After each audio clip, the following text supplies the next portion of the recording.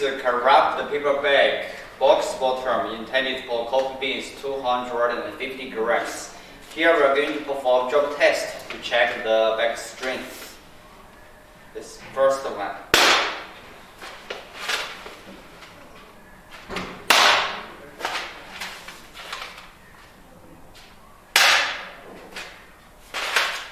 Second one.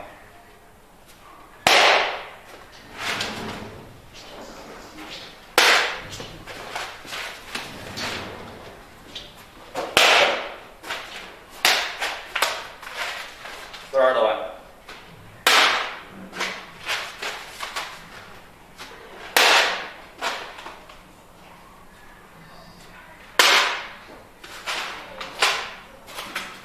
Fourth.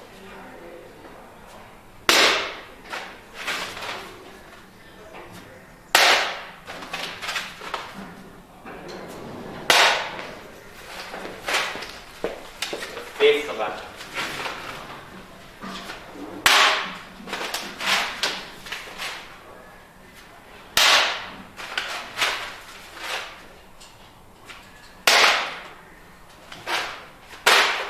Okay.